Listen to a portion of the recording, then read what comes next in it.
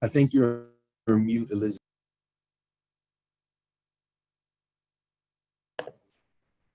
Thank you, Tony. Good morning, everyone. Thank you so much for joining us for our September Clear Up the Chaos. I have Kyle here joining us, who y'all are accustomed to seeing, and she has some new Ironwood representatives that are going to be joining this call. Emily is going to be helping her present, and I know Kyle has some additional individuals that she's going to be introducing as well. If you haven't already, kindly mute yourself. I was muted and was talking to myself. Thanks, Tony, for letting me know I was muted. A few reminders. I do want to let you know that we are hosting our Q3 seminar a week from this Thursday. So I want to make sure that's on everyone's calendars.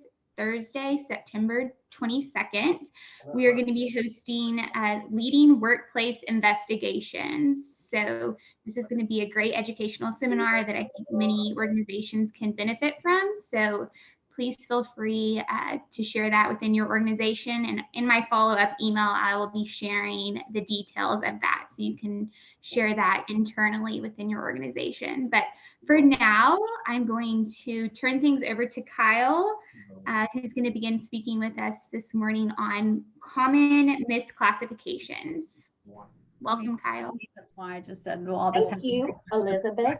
out there. I also wanted to introduce, they're not on video, but we have added new Ironwood team members over the last month. One is Mitch, he's part of our HR department. And we also have welcomed Tony to the team. He's going to be some project management expertise to our team. In the next few sessions, you'll probably see Mitch on here a lot with us, and we miss Amanda. She's doing some on-site client training, but so you'll see lots of new faces in the next coming months. But to begin our first topic, it is going to involve common misclassification mistakes when it comes to employee classification. Excuse me. So the last few months, we have seen some very common themes with our support calls. And one of the trends we've noticed is a very high volume of calls surrounding employee classifications. And if there were ever a year to ensure that your policies were compliant with the Fair Labor Standards Act, it would be this year. So we actually love getting these calls because it means that our clients are reviewing their policies and asking all the right questions to protect themselves. Just for reference, this year, the Wage and Hour Division added 100 new investigators to help enforce FLSA regulations. So the time to ensure classification compliance is absolutely now. There are approximately 6,000 lawsuits a year surrounding misclassification. And last year, the FLSA found violations resulting in employer back pay in the amount of $234 million. So that it was $234 million employers were required to pay back due to violations. So we wanted to discuss some of the most common mistakes employers are making when classifying employees. And one of these mistakes is assuming that all salaried employees qualify as exempt employees. So just a reminder that exempt employees are individuals who are exempt from the overtime provisions of FLSA because he or she is classified as an executive, professional, administrative, or outside sales employee and meets the specific criteria for the exemption. Certain computer professionals may also be classified as exempt. So being paid a salaried wage rather than an hourly wage does not alone qualify as an exempt employee and may still qualify for overtime pay for every hour worked after 40. When determining whether an employee is exempt, employers must pay attention to the job duties test, and they can be very confusing. The administration exemption seems to cause the most confusion. Having administrative in a title is not a guarantee that the job duty test has been met. So to qualify, it's most important to determine that the work being done by admin employees allows them to exercise independent judgment in respect to matters of significance. So if an admin employee is required to constantly request permission and they are not empowered to make significant decisions without heavy oversight, they may not qualify. Some roles that are commonly misclassified for this specific duty test include paralegals, help desk attendants, insurance agents, administrative assistants, and customer service reps. So if you have any of those roles in your company and have any questions regarding them, please reach out to us, because that's where we see the most confusion. So it's always just good to double check those roles specifically. We see a similar problem arising with assuming all supervisors meet the executive requirement. So for supervisors to meet the requirement, the position must customarily and regularly direct the work of at least 2 or more full-time employees or their equivalent. The position must have authority to hire or fire, and the employee's suggestions and recommendations have a heavy impact on hiring, firing, advancement, promotion, or any other change of status of other employees. So roles like assistant manager and low-level supervisors are where we see some of the more common misclassification errors.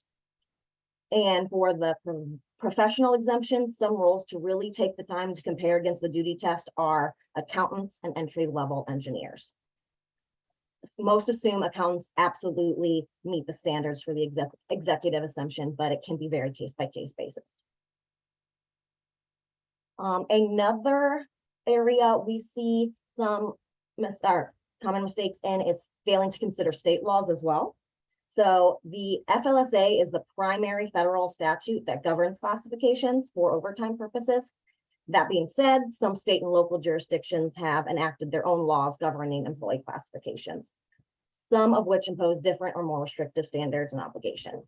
So for example, some states require that in order to be exempt from applicable state wage and hour law, and an exempt employee's salary must be higher than the salary threshold required by the FLSA. Employers should always verify that their classifications are consistent not only with the FLSA, but also with any state applicable laws. The other area is independent contractors versus employees. To properly classify your workers, you must consider all aspects of the worker-company relationship. You shouldn't base your classification decision on only one factor. On a number of occasions, there's been indicated there's no single rule or test for determining whether a worker is an employee or a contractor. The Supreme Court has stated that it's a total activity or situation that controls the classification. So in determining whether a worker is an employee or contractor, evaluate the amount of control over the details of the work performed. The more control a company exerts, the more likely that that worker is an employee. When a company exerts almost no control, then it's more likely a worker is an independent contractor. There are many tests that you can reference when trying to determine an independent contractor versus employee. The IRS has a 20-point factor test. There's also the ABC test with behavior, control, and agreements. So we are more than happy to send you those tests, go through them with you. They can be really complicated, and even after you finish it, you still might not have the clearest answer. So it can be really, really confusing. When it comes to behavioral control, questions to ask: does the company have the right to direct or control how a worker does the work? Consider whether workers must receive extensive instructions on how the work is to be done. So a few examples: hours and location of work. Does the employer dictate how many hours and when and where to be? Or is it kind of the contractor's choice and they get to make their own hours? Also consider the tools and equipment to use. Is the contractor providing the tools? Does he have to pay for his own tools? Is there a lot of financial investment in the tools made by the contractor themselves? It's also who to hire and help assist with the work. Are their assistants allowed to perform the work, or must it be the main contracted employee themselves? Also consider whether a company provides a worker with training about procedures and methods. If a company has to give detailed instructions and provide training, this is a good indication that the worker is an employee. Again, financially, does the company have the right to direct or control the business part of the work? How much money is invested by the contractor has a worker invested into their work using their own money, there's no precise minimum dollar amount required. It's very open to interpretation, why sometimes it's just really not that clear, even if you go through the test as many times as you can. Is a worker reimbursed by the company for their expenses associated with their work? Does a worker realize a profit or incur a loss? So let's say they go to a job site and maybe it's not the best work they've ever performed. Could that result in them and their reputation being hurt? Could it result in them losing business from that company in the future? If so, if it could have any effect on the reputation of the contractor's company, then that is more likely a contractor rather than employee. And as long as they are spending their own money, not receiving reimbursement and incurring that profit and loss, it's more indicative of a contractor. And also consider the type of relationship. So what are the facts that demonstrate how the company and worker perceive their relationship? Does the worker receive any employee benefits, such as insurance, retirement savings, paid leave? If the worker receives benefits, they're an employee. If a worker doesn't receive benefits, they could be either an employee or a contractor. So it still is very confusing, but usually if they're receiving any type of benefit, you can typically assume that they are employed. And also, is there a written contract describing the relationship? And can that contract be broken at any time? Or if it is broken, does the contractor suffer consequences for that? Also, factors to consider, the extent to which services rendered are an integral part of a company's core business. So that is very, very important to recognize. So let's say you are a restaurant and you need to get your entire building painted. So you contract out a painter to do that work for you. That would be a contractor, because the normal business operations of a day-to-day restaurant do not include painting the restaurant typically. But if you are a painting company and let's say you need extra help and you try to utilize a contractor for that, that is too close of a similar core business activity. So that would probably not be considered a contractor. Those individuals should be more considered employees, and that's going to be a really specific thing to watch out for.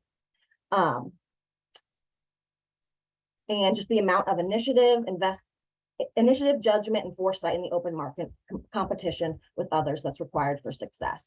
So if they were to lose the work provided by your company, and it would be a very heavy impact to their yearly financial income, that indicates more likely that is an employee rather than a contractor. So if losing that contract could really set back that business, it's more likely that it's an employee because the investment is too high.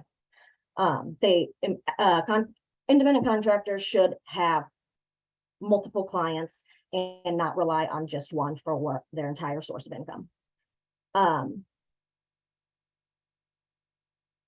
Really, it is such a case-by-case basis. So we really hope that if you have any questions whatsoever, you'll continue to reach out to us, because it really can be confusing and we are more than happy to help.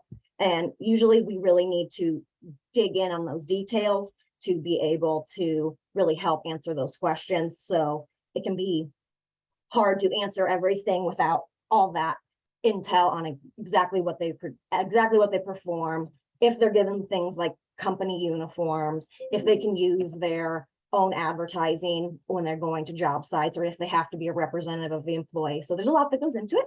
So please, please, please, this is the year, like we said, to call if you have any questions whatsoever.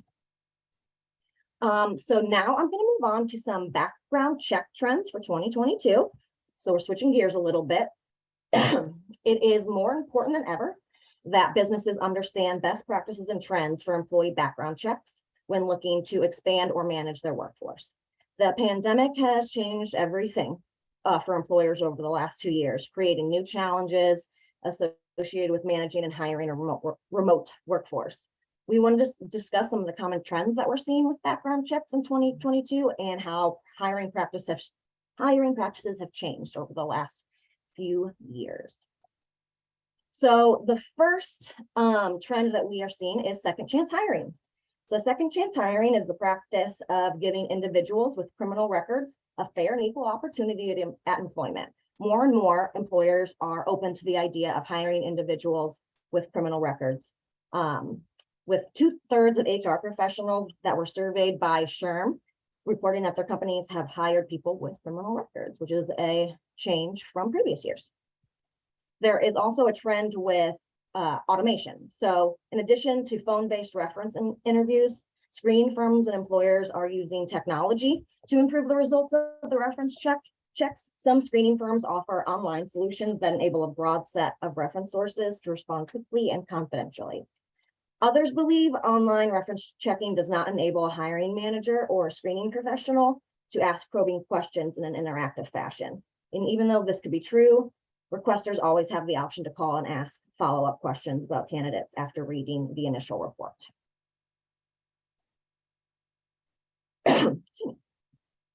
The screening of a contingent workforce. According to the Bureau of Labor Statistics, nearly 4 out of 5 employers use some form of non-traditional staffing, such as hiring freelancers, gig workers, temporary workers, or independent contractors on an as-needed basis. Employers largely have the same liability issues with these workers as with regular employees, and more employers are choosing to screen these workers to protect themselves at a higher rate. Globalization is another trend. Pre-employment screening is becoming more complex as organizations increasingly look to overseas job markets. So it's now common for a job applicant to have been raised and educated in and to have worked in several different countries. Employers recognize that candidate screening at all levels is more complex and vital to organizational well-being. Multinational employees must be careful to obey, employers must be careful to obey laws and local laws concerning background checks. Another trend is redacting dates of birth from the records. As part of an increased focus on privacy protection, courts in some jurisdictions are removing the date of birth information from public court records, which can impact background screening companies' ability to verify that record belongs to the right person. As an example, recent legislation in California and Michigan, they're having a significant impact on how criminal records are reported for background checks. The new legislation being enacted, which is designed to prevent identity theft, is making things very difficult for consumer reporting agencies. And this is an issue that's likely to impact the background screening industry well beyond 2022. This is a question we get a lot about, wondering what similar companies are doing. So there's been a delay with drug screening and background checks, and how to work through that. So 2021 will be remembered as the year of supply chain issues, as numerous problems have emerged from COVID, and they obviously have continued into 2022. Unfortunately, the background check industry is not immune to these issues, and extreme backlogs in federal and workplace drug testing are being reported at every major laboratory in the US. There are many factors creating a perfect storm for drug testing delays, including a nationwide spike in drug screening demand caused by increased hiring as companies try to overcome the labor shortage. The labor shortage itself in drug testing collection sites and laboratories. There have also been delays with transportation systems and logistics, and shortages in supplies needed to make additional drug testing kits, including a plastic shortage that has reduced the ability of testing types.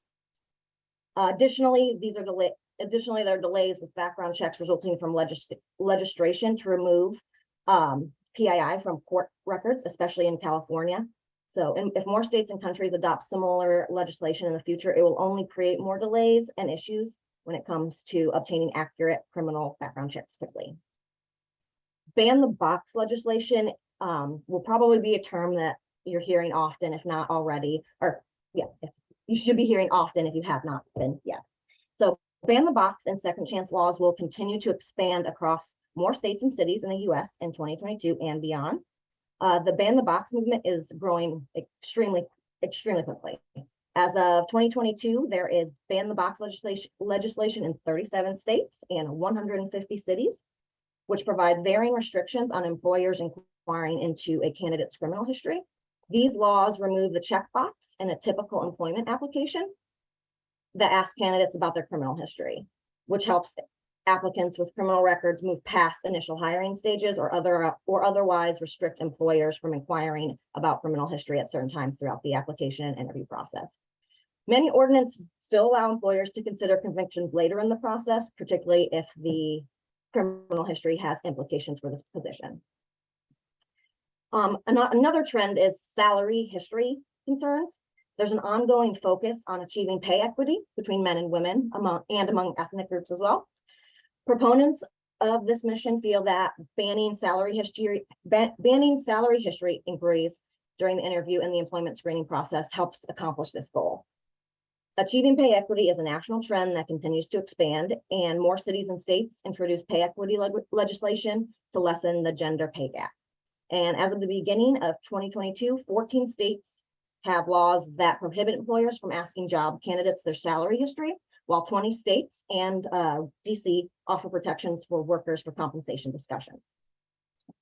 Another trend is social media screening, and we have seen that it will continue to increase. Including social media as a part of an employee background check is a hotly contested issue, though. A screen of an employee's social media accounts can be very useful. However, it can also create a host of potential liability issues if not processed according to the Fair Credit Reporting Act and the Equal Employment Opportunity guidelines. Social media screens can provide a wealth of information about an individual's social habits, but these screens can also provide misinformation that steers HR employees down the wrong path. So in addition, some states have already passed the legislation that prohibits employers from requiring potential or current employees to share their social media information. However, if the job applicant works in public relations, marketing, or social media, an evaluation of their online presence and knowledge can be invaluable, and really a step you have to take to properly decide if they are the right fit for the job. Gig workers are also on the rise. So during the pandemic, more workers have turned to gig or freelance work. And as the number of gig workers increase, so does the potential liability to the companies to employ them. So in the past, employers haven't bothered with the hassle of screening a gig employee, but that is absolutely changing. And really, that's kind of the main trends that are happening right now with background checks, and we're going to assume they're going to continue to evolve over time. But now I'm going to hand it over to Emily to discuss another trend that we are seeing quite often, especially in social media. Yes, thank you, Kyle. So on platforms all over the internet, you have probably seen the words quiet quitting, and that is what I'm covering today. Quiet quitting is not a new term, but one that has become the hot buzzword sweeping throughout. That's kind of arose and came back in style back in August.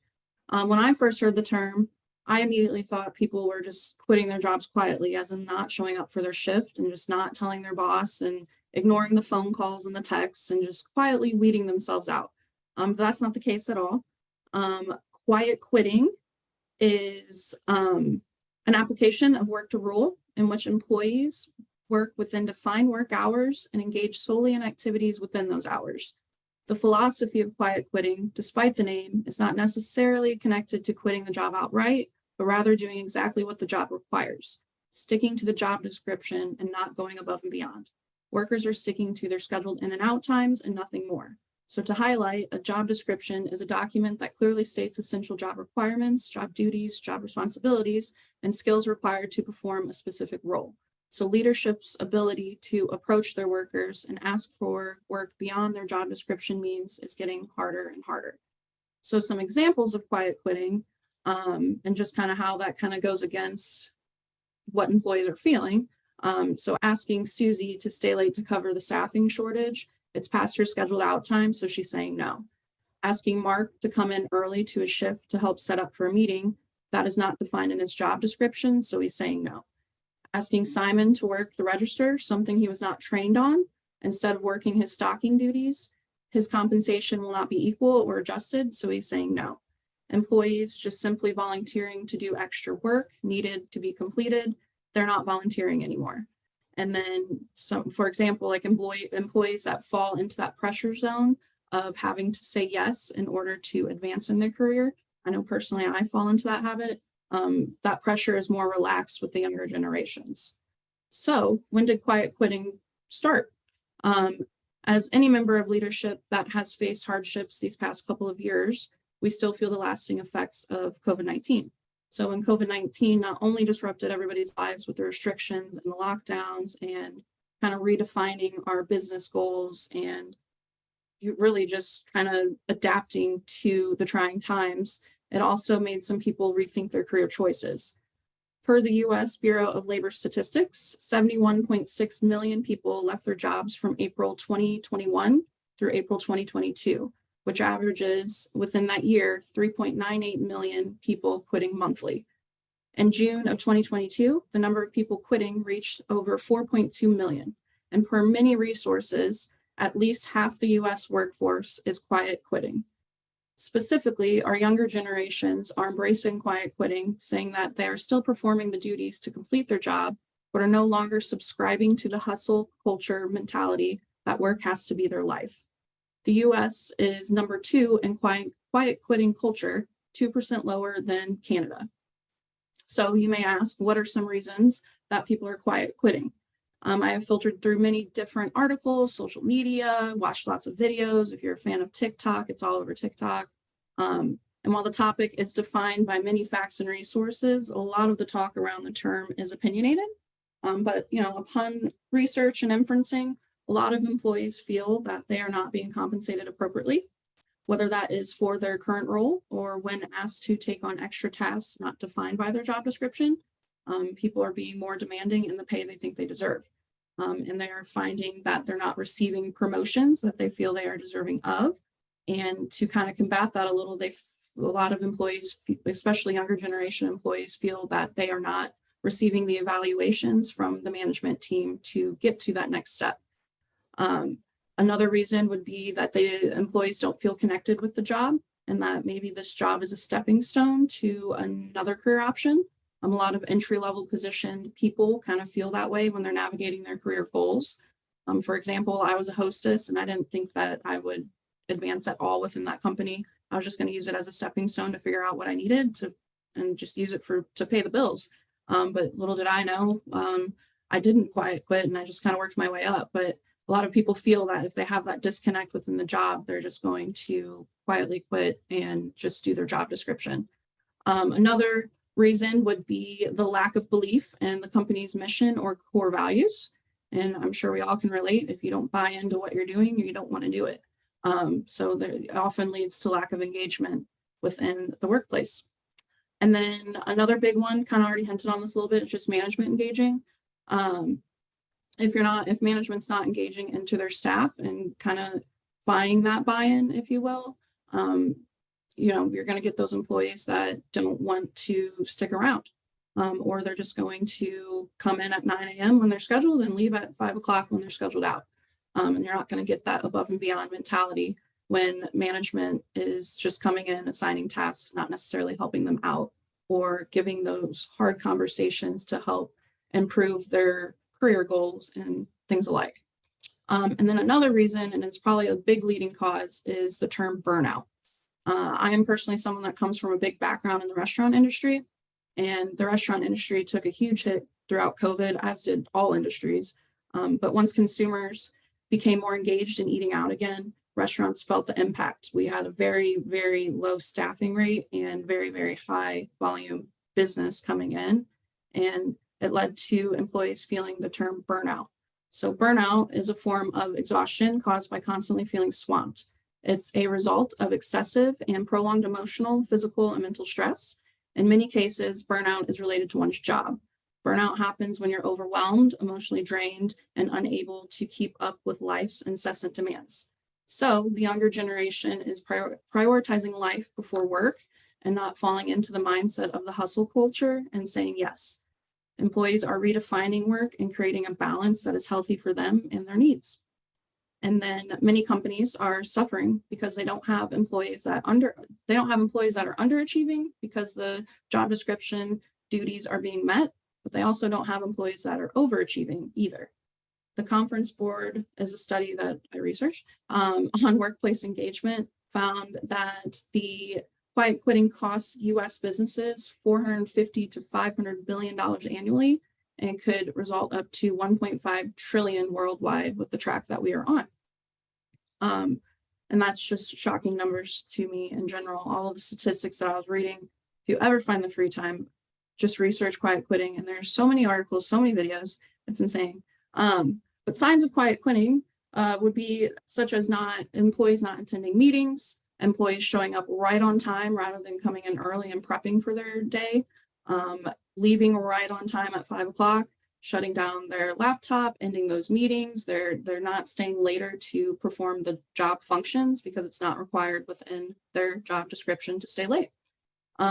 Reduction in productivity, less contribution to team projects, not participating in planning and meetings and doing the extra steps to have the company succeed in those regard. Lack of passion, enthusiasm, and then just the big one is just disengagement. 15% of US employees are actively engaged at work, leaving the highest count since 2013, stating that 85% are simply not engaged and defined as quiet quitters. And that kind of hits on the fact that the US workforce, over half, is quiet quitting. And so you may ask, how can we combat those employees that are quiet quitting? From a management standpoint, we can help the employees prioritize. Often employees are given so many tasks on their plate and they feel the lack of help from management. Younger generations are needing more defined tasks, more direction, and they like to receive feedback. A key element driving quiet quitting is that many people are tired about stressing about work. And there's nothing inherently wrong with bringing down anxiety levels. Research shows that many people in Gen Z do become overwhelmed by negative judgment or criticism they receive from work. And as a result, they develop perfectionist tendencies. And then perfectionism actually leads to less effort because they have the mindset of, since I'm not going to get this right, I'm not going to try as hard. A key factor in getting people re-engaged in work is being able to define realistic expectations and knowing when to say, that's good enough. With younger employees, it's especially important to guide them clearly through the acceptable standards you're looking for, so they aren't afraid to get started and keep moving toward the realistic goals set. Another way to kind of combat it is to rethink how we work, update job descriptions to define what that role really needs to entail, pay appropriately. Obviously, that one's a little bit easier said than done. And then just kind of allow flexibility throughout scheduling. We, through research, just find that the more flexible the schedule is within younger generations, the more likely they are to be engaged in work. And that doesn't necessarily mean to like hybrid environments or remote environments, just in general of the flexibility of when they need off time. So setting more boundaries about overtime or just scheduling in general, not getting pulled into work on their off time. And just, it will help offset quiet quitting by respecting people's off time. And then another reason, but there are many, many more after this, just about everyone who knows how their managers perceive the quality of their work is something that employees engage in. They like to know how they're doing. Silence from managers can cause worry to creep in, and even the best employees feel that, and they want to know if their quality of work is actually being appreciated. And to combat that, remember that the point of gratitude isn't just about thanking people for their accomplishment or the work that they are doing, but it's also about helping them see their worth as a colleague and as human beings. Reportedly, 79% of employees would stop quiet quitting if given more appropriate recognition.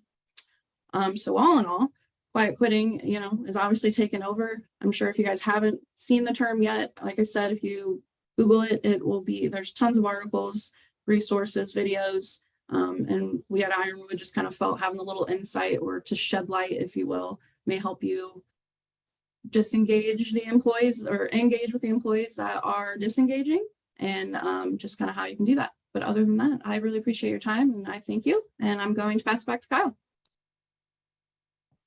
Thanks, Emily. So our final topic today, again, is one of those high volume call questions that we have been getting, especially lately, and it involves the Americans with Disabilities Act and the interactive process and what is required of employers. So just as a reference point, the ADA is, it covers employees with 15 or employers with 15 or more employees engaged in their organization. So the ADA requires you to engage in an interactive process with any employee who may require an accommodation in order to perform the essential functions of his or her job because of a qualifying disability. Basically, what the interactive process is the conversation between an employer and an employee to determine if the employee requires a reasonable accommodation to perform the essential functions of their job, and if so, what those accommodations might be. So this process is initiated either by the employee's written or verbal request for assistance, or the employee's inquiry into workplace behaviors that may potentially be a result of a medical condition covered by the ADA. So in this conversation, the employee may request an accommodation or offer suggestions for accommodations that will allow them to perform the essential job functions. But it's important to note, though, that if they decline assistance and later ask for a reasonable accommodation, the employer is still required to engage in that interactive process at the time. The interactive process is basically a balancing act. So you may not ask for specifics regarding any medical issues that employee may be facing. It isn't the employer's role to define whether the employee's challenge meets the requirements of a qualifying disability, but a good way to broach this topic and to begin that interactive process conversation is to just ask a simple question. Is there something we can do to help you? The interactive process really only works if the employee engages as well. So an example, an employee may tell you that he's grappling with a healthcare issue, or he may simply say, yes, he needs an accommodation. If he confirms that he needs a reasonable accommodation, you can refer him to your employee assistant program if appropriate, offer to adjust his schedule if that's possible based on his essential functions, ask if he has any suggestions. If a reasonable accommodation is not obvious, or he has a difficult time identifying what may be of aid to him, you can ask that he obtain information from his healthcare provider, specifying what he can and can't do. But this can be a sensitive issue. Be very clear that you're not seeking any information about the medical condition itself. It's best practice in these occasions to provide a letter for him to take to his healthcare provider, stating that you seek only information about the modifications that may be made to assist him in performing those essential functions, including a job description, so the employee can ask their healthcare provider, is a great practice. Also understand that employees may be hesitant to initiate this conversation. It could be deemed as embarrassing, or because they're really worried that they're really worried speaking to you might jeopardize their job security. It's also entirely and probably often possible that employees might not know that their particular problem, something like depression or mental illness, are provided protections under the ADA. So that's one of the reasons the interactive process requires employees to engage with the employee, even if the employer needs to engage it. When it comes to protections under the ADA, perception is everything. So for example, let's say your employee is doing their job well, meeting all expectations, but they're noticeably limping every day. They may have a disability, or they may not. If it's perceived that they might, that perception may impose ADA protections on the employee that wouldn't otherwise exist. This is one reason it's important to treat all employees equally and not to make assumptions about an employee's ability to do the job or the reasons behind any requests or acceptance or assistance. And the interactive process is not a one and done situation. If you do have an employee who requests a reasonable accommodation in line with the ADA, a few things you can do that might be best practice is schedule time to check back on a regular basis, ensure the changes that were made continue to provide the appropriate solution, and make adjustments as necessary. And of course, this isn't just about accommodations. It's also about performance management. So as the employer, you should continue to maintain your standards and expectations. If your employee isn't meeting those expectations for any reason, separate from an ADA qualifying issue, you should treat them just as you would any other employee. Job descriptions are also important. One situation employers encounter is addressing what modifications to provide an employee who requests an accommodation. A critical tool in this process is a properly constructed job description. This means that the description accurately reflects the tasks and responsibilities required. Those tasks and responsibilities should be separated between essential and marginal. And remember that job description is about a position, not the person performing it. For example, if you hire an employee as a driver for your organization, the primary purpose for this role is to deliver your product from point A to point B. If they don't spend all their time driving or doing work associated with driving tasks, you may assign filler work, such as sweeping the warehouse during downtime. If the employee hurts his or her back and tells you that sweeping exacerbates the problem, the function of sweeping could be removed from the job responsibilities as a reasonable accommodation. It's likely a marginal function, so not something associated with his primary function. Any job responsibility that is not essential or critical to the purpose of the job is considered marginal.